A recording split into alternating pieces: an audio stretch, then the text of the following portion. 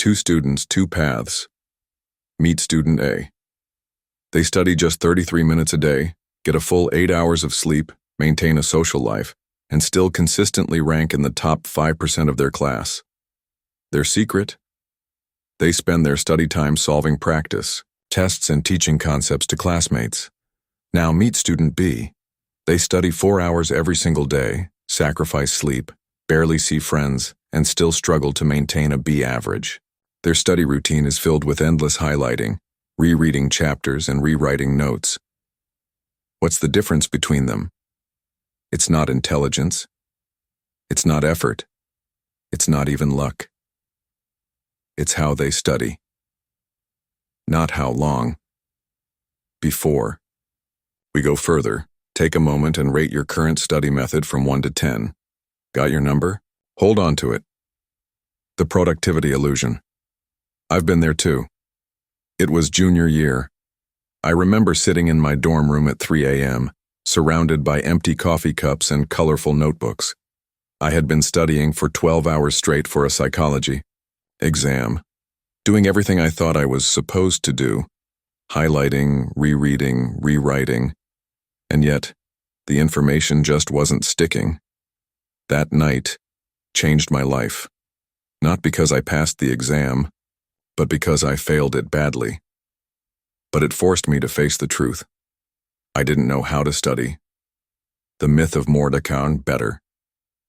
We fall into a trap, thinking that the more we read, the more we watch, the longer we sit with a book, the more we learn.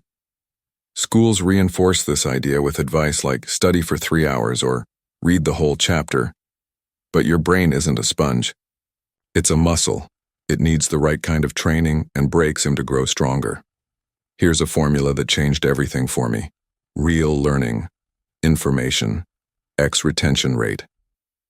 If you study for 5 hours and retain only 10%, you've really only learned 30 minutes worth. But if you study for 1 hour and retain 50%, you've saved time and learned more. Active learning is the game changer. When I shifted from passive to active studying, my grades improved while I studied less. Here's what changed. I stopped just rereading and highlighting. I started testing myself, teaching concepts out loud using flashcards and applying what I learned to real-life situations. That switch increased my retention from 10% to over 70%. Passive studying is like pouring water into a leaky bucket. It'll never hold unless you patch the holes.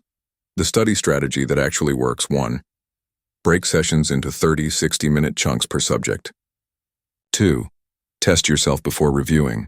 This shows you what you actually don't know. 3. Focus on weak areas instead of reviewing everything. 4. Use active methods, flashcards, practice questions, teaching aloud. 5. Make connections between ideas to improve memory.